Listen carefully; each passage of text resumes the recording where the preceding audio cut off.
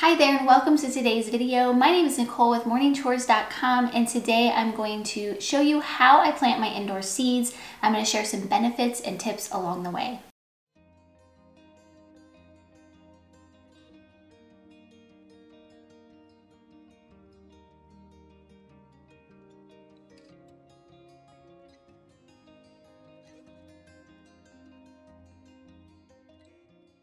There's a lot of benefits to starting your seeds indoors, and I already did a video on this that's a little more in depth, and I will link that video in the description box below.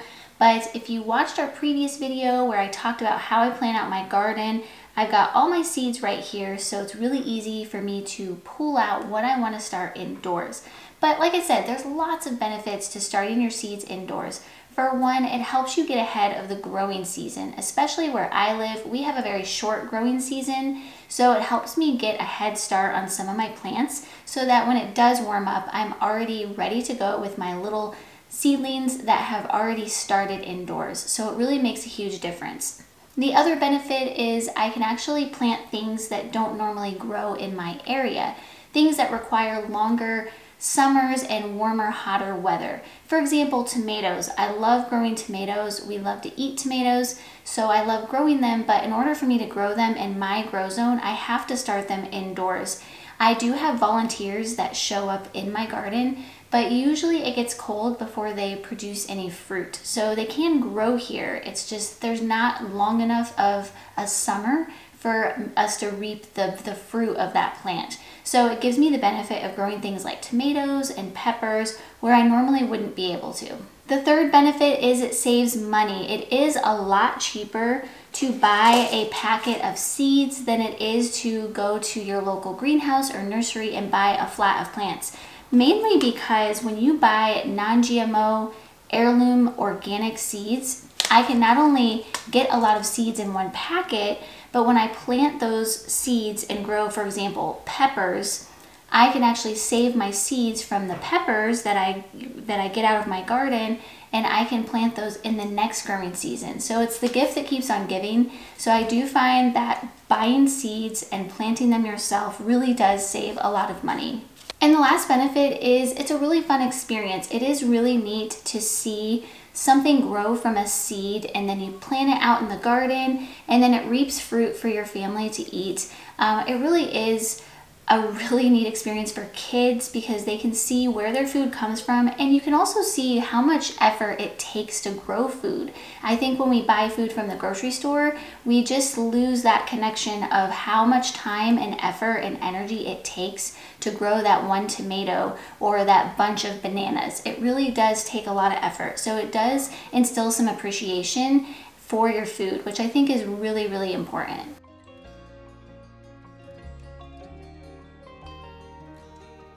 The first item on our supply list is our seeds.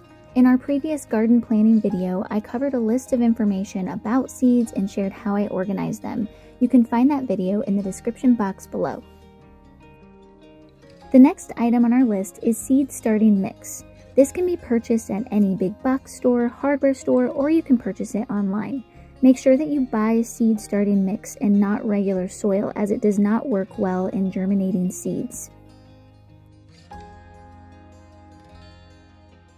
The next item on our supply list is our seed trays, and you have lots of options. You can purchase them brand new from your local hardware store. You can reuse trays that plants that you've purchased have come in. That's what I've done. You can also use things around the house like old yogurt containers or cottage cheese containers. You just want to make sure that you put a hole in the bottom so that the water can drain out as you water your seedlings. So you kind of have a couple different layers that go into your seed tray system.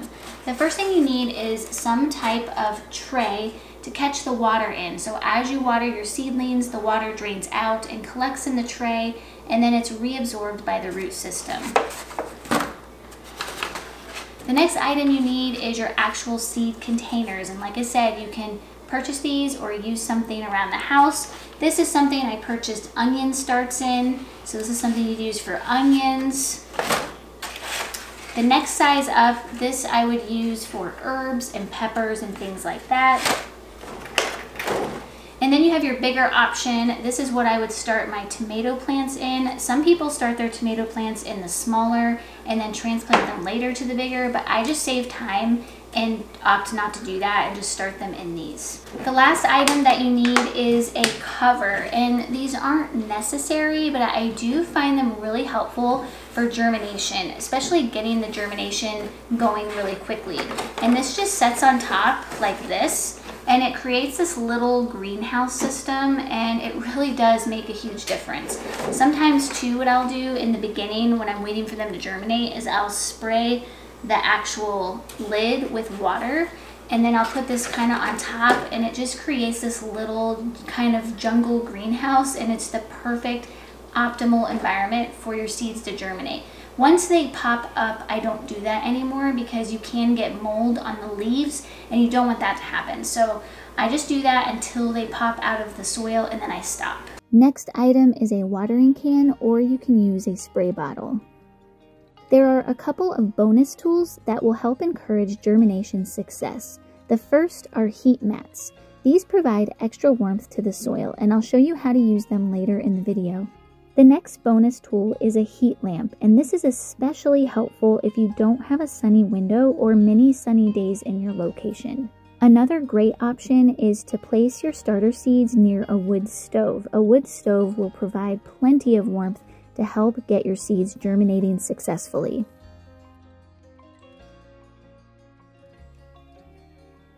The first step is to pour your seed starting mix into a large basin. An extra tip that I'd like to share with you is that I like to add water to my soil. This makes it a perfect optimal environment for your seeds to germinate. I add just enough water to make it damp and workable. You don't want it to be too wet or too dry.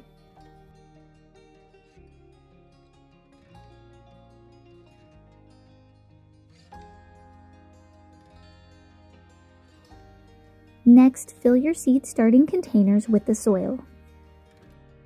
Make sure that you don't pack the soil too tight or too loose. The soil should be snug but movable. I also like to leave about a ½ inch to an inch headspace on top for my seed planting.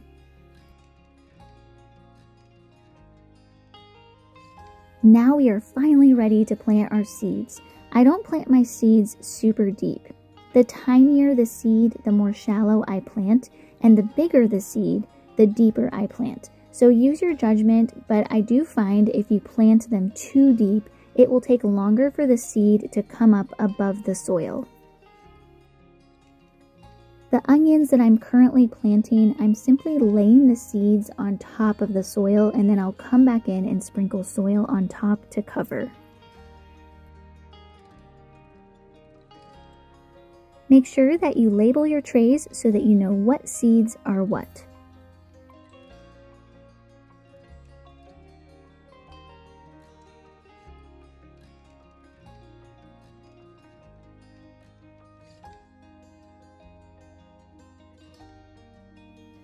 The key to successful growing is to choose a sunny window with lots of natural light. I prefer to place a towel or a dry mat on top of the table surface just to protect it from any potential water that could leak from the trays. Next, attach your heat lamp to the table.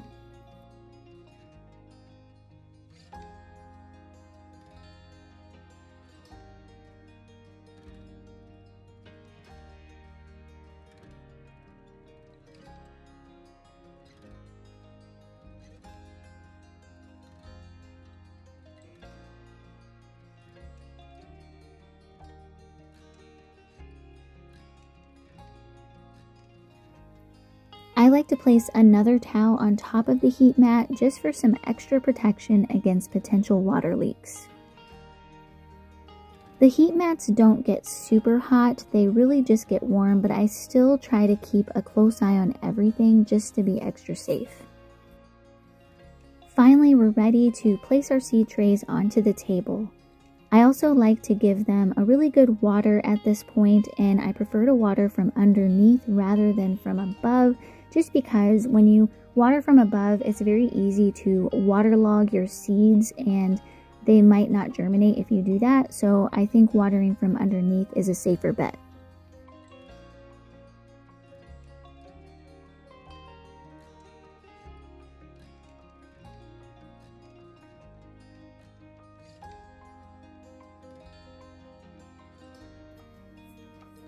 Place your lids on top of your trays, and finally you can turn your grow lamp on and then sit back and watch your seeds grow.